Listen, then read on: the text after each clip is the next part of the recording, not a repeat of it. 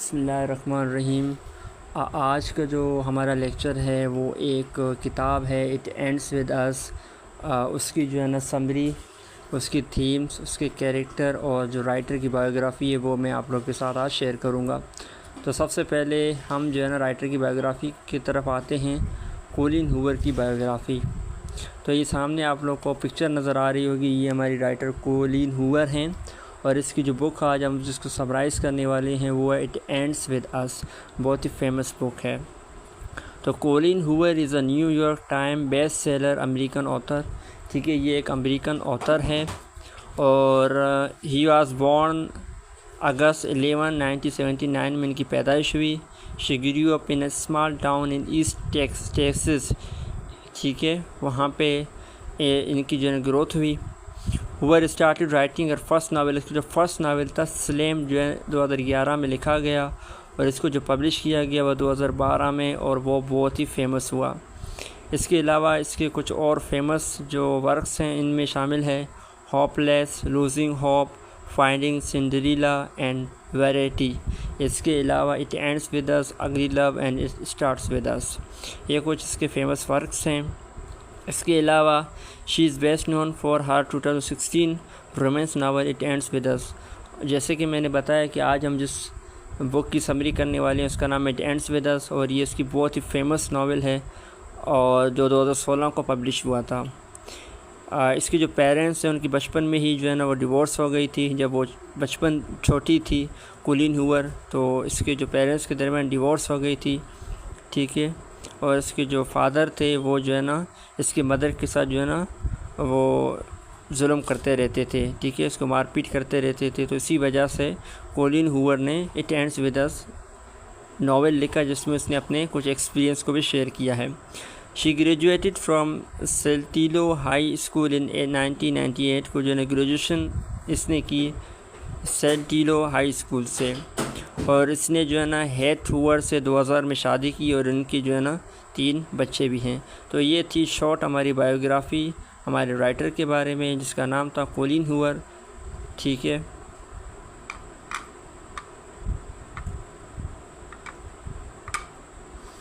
अब हम आते हैं कैरेक्टर्स ऑफ द नावल।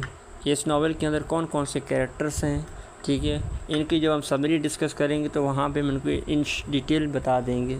फ़िलहाल हम देखते हैं लिली ब्लूम।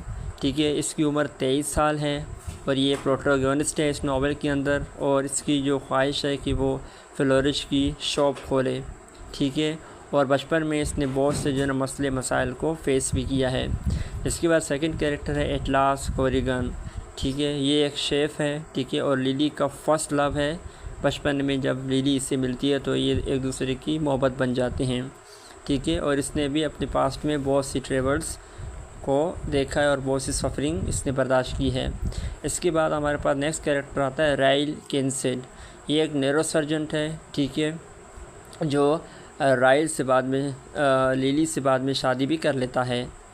इसके बाद हमारे पास एलिसा है। एलिसा जो है लिली की बेस्ट फ्रेंड है और राइल की जो है ना ये सिस्टर है। इसके बाद एंड्रयू ब्लूम, लिलीज़ का जो है ना वो फादर है। इसके बाद हमारे पास नेक्स्ट कैरेक्टर है मार्शल। मार्शल जो है एलिसा के हस्बैंड हैं एंड राइल एंड एमरसन के बिरादर-इन-लॉ हैं। इसके बाद हमारा नेक्स्ट कैरेक्टर आता है एमरसन। एमरसन जो है राइल एंड एलिसा का भाई होता है जिसको राइल बचपन में जो है ना मार देता है when he was 7 years old, जब उसकी उम्र 7 साल होती है। इसके बाद कुछ माइनर कैरेक्टर हैं जैसे ब्रेड, ड्रेन एंड जिमी। ठीक है, ये एटलास के फ्रेंड है जो इसके रेस्टोरेंट में काम करते हैं। तो ये थे कैरेक्टर्स ऑफ द नॉवेल। ठीक है, अब हम यहाँ पे एक लाइन्स मैंने पढ़ी थी जो मुझे बहुत बहुत पसंद आई। There is no such things as bad people, we are all just people who sometimes do bad things. ठीक है, कोई भी जो है परफेक्ट नहीं होता, कोई भी अच्छा नहीं होता।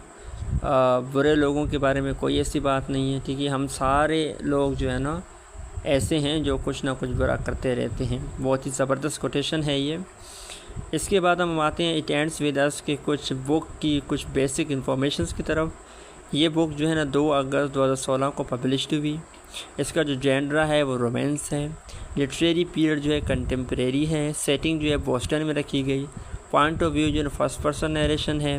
प्रोटोगोनिस्ट इस नावल का लिली ब्लूम है और एंटागोनिस्ट इस नावल का जो राइल किंसिड है। अब हम आते हैं इट एंड्स विद अस की समरी, ठीक है। अब lily Bloom a successful business women meets Rahul किंसिड a charming and handsome neurosurgeon. अब इसकी समरी में शॉर्ट आपको बताता हूँ कि लिली ब्लूम जो एक सक्सेसफुल बिजनेसमैन होती है, ठीक है, जिसकी ख्वाहिश होती है कि तो फ्लोरिश की शॉप खोले और बाद में खोलती भी है, तो वो राहिल से मिलती है, जो राहिल जो न्यूरोसर्जन होता है, ठीक है। इन दोनों की मुलाकात होती है और ये दोनों एक दूसरे से मोहब्बत में मुब्तला हो जाते हैं। They start a passionate relationship but Rahil has a terrible past and struggle with intimacy and commitment. अब लिली की पास्ट में बहुत सी जो है ना ऐसी चीज़ें गुजरी जो लिली को परेशान करती थी। इस तरीके से राहिल जो था एंगर बहुत था, उसके अंदर गुस्सा बहुत होता था। Lily's past has haunts her having grown up in officious household. अब जब इन दोनों की दरमियान जो है ना मोहब्बत हो जाती है तो लिली जो है ना अपने जर्नल्स को पढ़ती है, ठीक है, अपनी डायरी को पढ़ती है, जिसमें वो अपने टीनेजर यानी जो बचपन की बातों को मेंशन करती है। जिस तरह वो एटलास से मिलती है, एटलास एक होमलेस बॉय होता है और वो एक दूसरे की टेक केयर करती है और एक दूसरे की मोहब्बत में मुब्तला हो जाते हैं। लेकिन एटलास जो है ना एक दिन अपने अंकल के पास चला जाता है, ठीक है, और राइल बाद में जो है ना लिली जो है ना राइल की मोहब्बत में मुब्तला हो जाती है, ठीक है। Lily must confront her past and choose between Rahul and atlas. इसके बाद ये होता है कि एक दिन जो है ना एटलास लिली को देख लेता है, ठीक है, और लिली और एटलास जब आपस में बातें कर रहे होते हैं तो with the passage of time आराम से कुछ दिनों के बाद राहिल को सब कुछ पता चल जाता है कि एटलास और लिली जो है ना वो बचपन में जो है ना मिले थे और एक दूसरे से मोहब्बत करते हैं, प्यार करते हैं। तो इन सारी चीज़ों को मद्देनज़र रखते हुए लिली राहिल जो है वो लिली के ऊपर तशद्दुद करता है, उसे मारता है, उसे बुरा भला कहता है। तो लिली जो है वो सोचती है कि जिस तरीके से मेरे बाप ने जो है ना मेरी माँ को टॉर्चर किया, ठीक है, मेरे हस्बैंड अब मुझ पे वही सब कुछ कर रहे हैं जो मेरे बाप ने मेरे माँ के साथ किया, मैं ये सब बर्दाश्त नहीं करूँगी। तो कुछ दिन के बाद लिली को पता चल जाता है कि वो प्रेग्नेंट है, ठीक है। तो अब वो उसे फ़ैसला करना होता है क्या वो एटलास के पास चली जाए, क्या वो लिली के पास चली जाए, राहिल के पास चली जाए। तो लिली जो है ना एक बच्चे को जन्म देती है, एक बच्ची को जन्म देती है जिसका नाम वो इमी रखती है, ठीक है, उसका नाम वो इमी रख देती है। और इस तरीके से वो राहिल से डिवोर्स लेती है और राहिल जो है ना लिली को डिवोर्स दे देता है और जो है ना लिली जो है ना एटलास के साथ ज़िंदगी का सफ़र शुरू करती है और वो ये कहती है अपनी बेटी से कि मेरी माँ ने बहुत सफरिंग की और मेरे शौहर ने भी मेरे साथ जो है ना बहुत बुरा सलूक किया। मैं नहीं चाहता कि मेरी बेटी आपके साथ भी ये सब हो, जिसकी वजह से जो है ना लिली जो है वो डिवोर्स ले लेती है, ठीक है, राइल से, और वो एटलास के साथ अपनी ज़िंदगी शुरू कर देती है। अब हम आते हैं थीम्स ऑफ द नॉवेल। इसके अंदर जो थीम्स अगर हम देखें तो सबसे पहले लव होता है। लव दिखाया गया है किस तरीके से एटलास लिली से मिलता है, उससे प्यार करता है और राहिल लिली से मोहब्बत करता है। इसके अलावा एलिसा जो राहिल की सिस्टर होती है लेकिन फिर भी वो लिली को बहुत सपोर्ट करती है। तो लव इस नॉवेल के अंदर दिखाया गया है। डोमेस्टिक अब्यूज़ दिखाया गया है कि किस तरीके से जो है ना मेल डोमिनेटेड सोसाइटी के अंदर औरतों को दबाया जाता है, औरतों के ऊपर जुल्म किया जाता है। किस तरीके से लिली के जो फादर थे उसकी माँ को मारते पीटते थे और बाद में राहिल जो है लिली को तशद्दुद करते थे, छोटी छोटी चीज़ों पे बातों पे मारते थे। तो डोमेस्टिक अब्यूज़ दिखाया गया है इस नॉवेल के अंदर। सफ़रिंग दिखाई गई है कि कितनी ज़्यादा जो है लिली ने जो है अपनी ज़िंदगी में सफ़रिंग की, बहुत सी चीज़ों को बर्दाश्त किया, बहुत से मरहलों से वो गुज़री। फॉरगिवनेस कि इतनी बार जो है राहिल बार बार मिस्टेक करता रहा लेकिन लिली उसे जो है माफ़ करती रही। मदर लव दिखाया गया है कि जो लिली है वो जो कुछ उसके साथ हुआ वो नहीं चाहती कि मेरी बेटी के साथ ये सब कुछ हो, तो इसीलिए वो राहिल से डिवोर्स ले लेती है ताकि उसकी बेटी की ज़िंदगी जो है अच्छी गुजरे। तो मदर लव इस नॉवेल के अंदर में दिखाया गया है। सेल्फिशनेस दिखाया गया है, फ्रेंडशिप दिखाया गया है। फ्रेंडशिप जो है एलिसा और लिली की दिखाई गई है कि एलिसा जो राइल की सिस्टर है, राइल को सपोर्ट करने के बजाय उसने एलिसा का साथ दिया और एलिसा के साथ दोस्ती जो आखिर तक निभाई। इसके अलावा हमें लॉयल्टी मिलती है कि एलिसा जो है वो लॉयल थी लिली के साथ, ठीक है। Self love and self esteem की बात होती है, ठीक है। ये थीम भी हमें इस नावल के अंदर मिलती है। तो ये थे थीम्स ऑफ द नावल, ठीक है।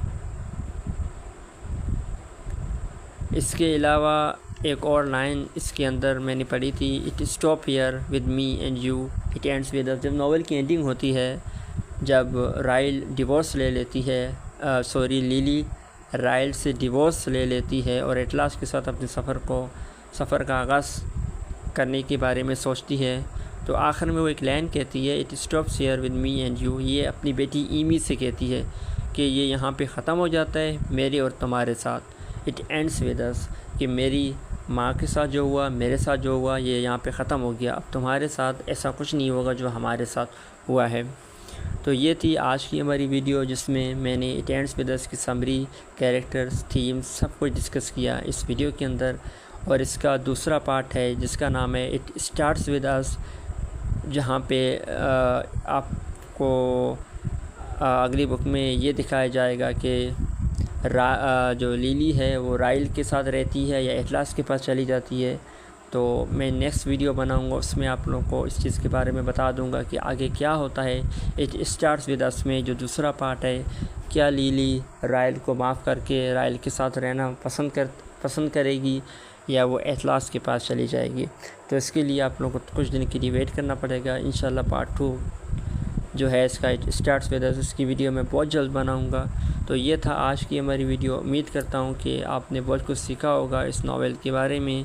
इट एंड्स विद अस, उस नावल को लाजमी पढ़ें, बहुत ही अच्छे से उस नावल को लिखा गया है। तो मिलती हैं एक नेक्स्ट वीडियो में।